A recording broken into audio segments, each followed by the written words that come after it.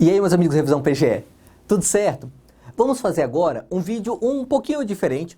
Vamos analisar as questões de direito administrativo da PGM Itapevi, que aconteceu agora, tá? Dia 14 de abril. Okay? Dividi esse vídeo em duas partes, só para não ficar muito grande. Por que eu resolvi fazer esse vídeo? Porque esse é um trabalho que eu sempre faço, sabe? Sempre que tem uma prova, eu analiso nas disciplinas que são do meu interesse, né? Não todas. Eu analiso como foi essa prova, para eu me manter atualizado, para eu saber o que está acontecendo. Aí, como eu já faço esse trabalho para mim mesmo, eu pensei, vou levar para o canal, pode ser do interesse de alguns dos acompanhantes do canal também. Perfeito? Se você é novo, já se inscreve, porque a gente sempre traz bastante conteúdo aqui. E aí eu vou pedir desculpas para você que é inscrito do canal há mais tempo, que a gente passou mais de uma semana sem gravar, é porque o meu trabalho ficou muito pesado aqui na PGE Mato Grosso, e aí eu tive que dar um tempo no canal para me dedicar 100% na PGE, agora já deu uma normalizada, porque essas coisas acontecem mesmo, então estamos de volta aqui, de preferência com vídeos diários, vamos tentar manter a frequência aqui, perfeito? Vamos analisar essas questões de prova. Primeiro, uma questão que envolve delegação e avocação. E aí é legal porque nós já temos um vídeo aqui que falava tudo o que você precisava saber para acertar essa questão, tá? Um vídeo aqui no canal, naquela série das 50 lições de direito administrativo, uma delas era para falar justamente de delegação e avocação. Vamos ver a questão da prova aqui, ó. Era a questão 8. A respeito dos institutos da delegação e da avocação de competência, assinale a alternativa correta. Vamos lá, analisando uma a uma. A delegação decorre do poder discricionário e a avocação do poder disciplinar. Errada essa questão aqui, tá?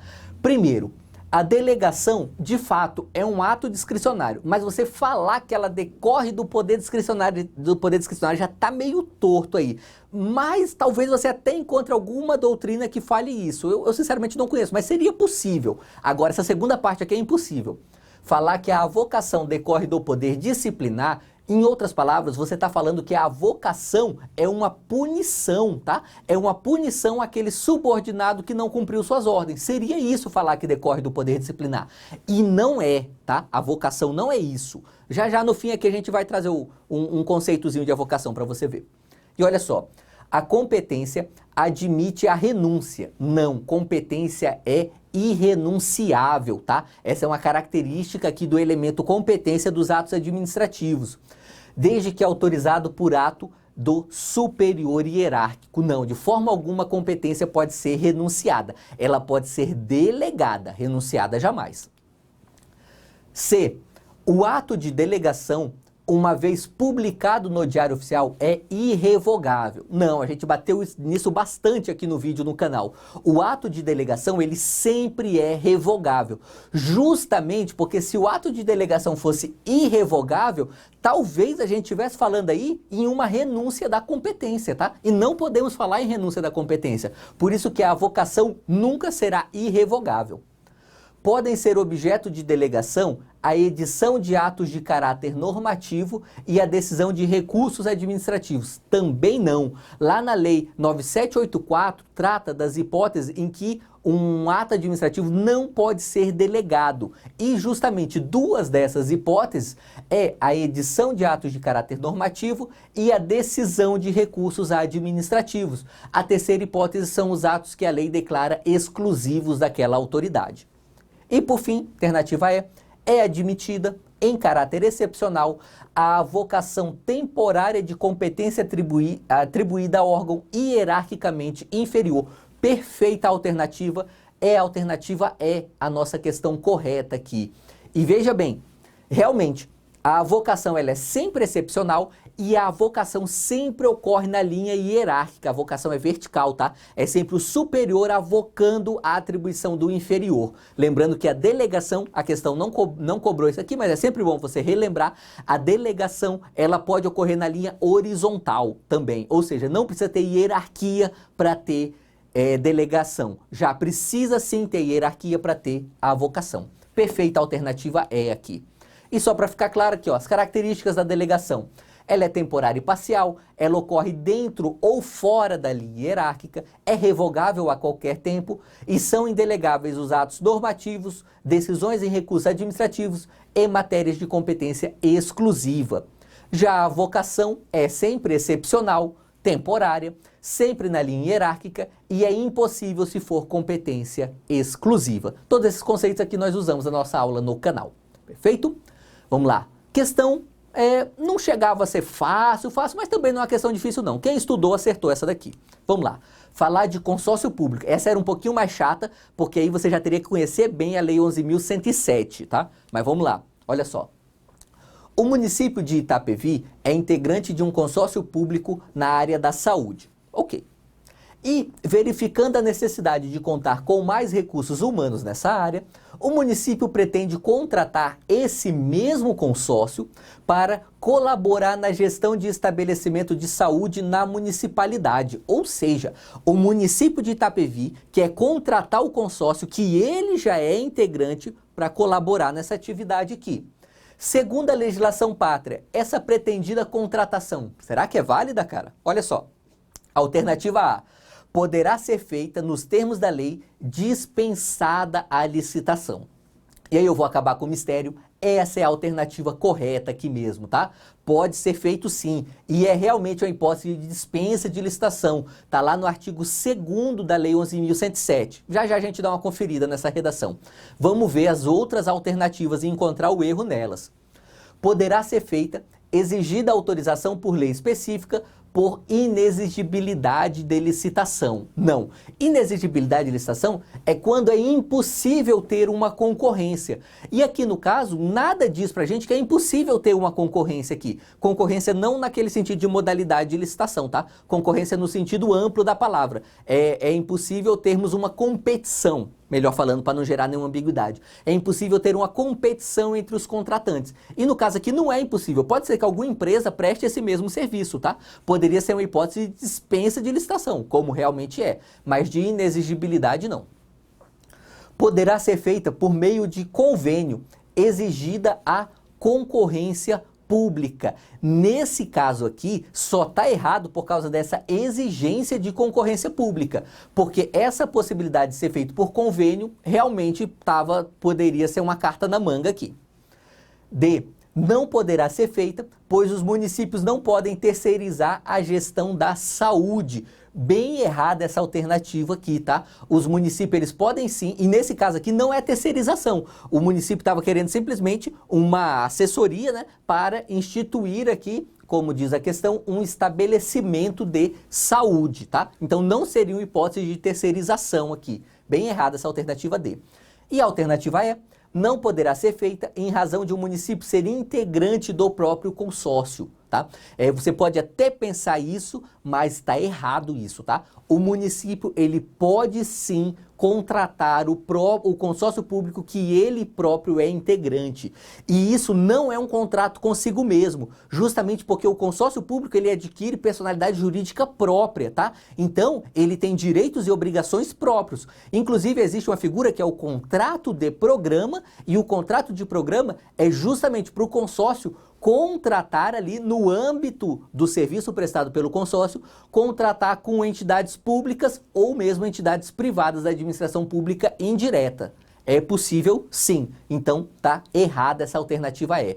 Só para você ter certeza que da alternativa A, olha o artigo 2º, parágrafo 1º. Para o cumprimento de seus objetivos, o consórcio público poderá firmar convênios, contratos, acordos de qualquer natureza, receber auxílios, contribuições e subvenções sociais ou econômicas de outras entidades e órgãos de governo e ser contratado pela administração direta ou indireta dos entes da federação consorciados, dispensada a licitação. Era exatamente esse o caso. O município de Itapevi queria contratar o consórcio público que ele é consorciado. E aí é dispensada a licitação, como manda o parágrafo 1º do artigo 2º da Lei 11.107. Essa questão é pura e simples letra de lei, mas não era uma questão fácil. Por isso que você tem que estudar muita lei seca e repetidas vezes. É possível que você já tenha lido essa lei e não lembrasse desse parágrafo 1º aqui. E se aconteceu isso, é absolutamente normal, tá? Não vai se martirizar por isso. Só quer dizer que você tem que ler mais a lei seca. É do jogo mesmo, é chato, mas é do jogo. Vamos lá.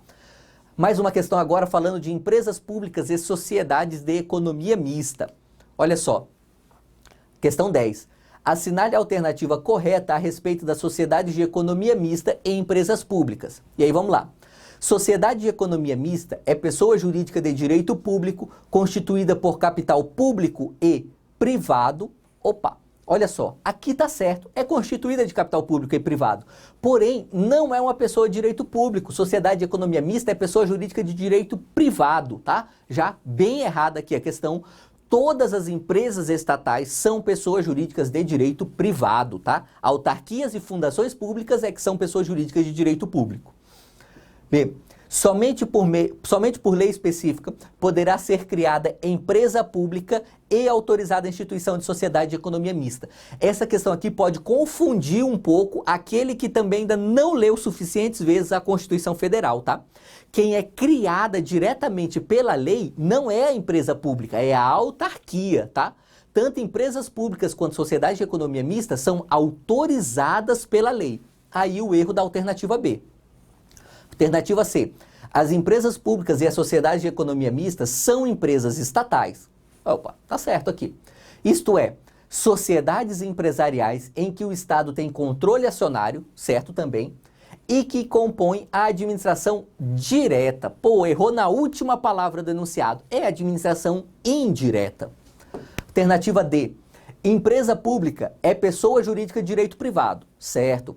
Constituído por capital exclusivamente público, certíssimo, é isso que separa a empresa pública da sociedade de economia mista. A empresa pública ela é puramente capital público e poderá ser constituída em qualquer uma das modalidades empresariais.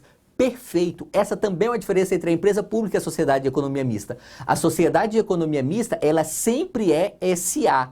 A empresa pública pode ter qualquer forma de modalidade empresarial. Então, a alternativa D é a nossa alternativa correta. Vamos encontrar o erro da E? A exploração direta de atividade econômica pelo Estado por meio de uma empresa pública só será permitida quando não houver empresa privada atuando na mesma área. Erradíssimo. Exemplo prático, a Caixa Econômica Federal é uma empresa pública e nós temos um monte de banco privado atuando no Brasil. Ou seja, está bem errado aqui, porque não é permitida apenas quando não houver empresa privada atuando na área. É sempre que, a juízo da administração pública, houver interesse público na execução dessa atividade por uma empresa pública, tá? Então vamos lá? Olha só aqui, só para você ver os conceitos, na Lei 13.303 nós temos o conceito da empresa pública, que é a entidade dotada de personalidade jurídica de direito privado, com criação autorizada pela lei, e com patrimônio próprio, cujo capital social é integralmente detido pela União, pelos estados, pelo DF ou pelos municípios. A sociedade de economia mista também tem previsão na mesma lei.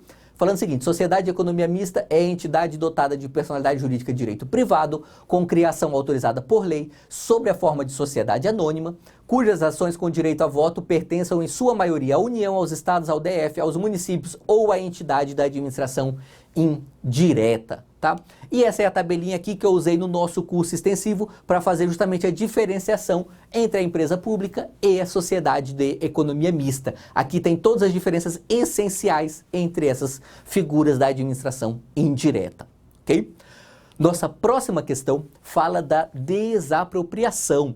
E aí, se você ainda não assistiu, eu remeto para você a nossa série de vídeos que fala de desapropriação. Aquela série de vídeos ela é muito completa, tá? É um pouco extensa, são umas 3 horas falando exclusivamente de desapropriação em 9 vídeos, mas lá a gente mata praticamente tudo. Eu acho que não existe nenhum assunto importante de desapropriação que ficou fora daquela série de vídeos, de graça aqui no YouTube, tá?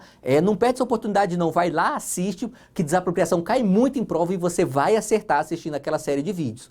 Se você tem essa habilidade, já até assiste ali na velocidade 1,5 ou velocidade 2, que você já economiza seu tempo e vê num espaço de tempo bem rapidinho, você aprende muita coisa sobre desapropriação. Vamos lá, vamos ver as questões aqui da prova. Foi a questão 11. A respeito da desapropriação, é correto afirmar que, alternativa A, é forma secundária de aquisição da propriedade. Olha só, que eu vou fazer um parênteses pequenininho. Quando eu analiso vídeos, quando eu analiso editais de concurso aqui nos vídeos do YouTube, é comum eu falar que a VUNESP cobra é doutrina básica, tá? Quando eu estou falando de doutrina básica, eu estou falando exatamente dessa letra A aqui. É justamente para isso que eu analiso as provas, para ver se as bancas mantêm o seu perfil ou se estão alterando o perfil. E nesse caso aqui, a VUNESP está mantendo o perfil dela, que é nunca trazer doutrina complexa para você. É raro, às vezes na PGE São Paulo, que é uma prova mais aprofundada deles. Mas no normal da VUNESP, ela cobra doutrina básica. E doutrina básica é isso, cara, sabe?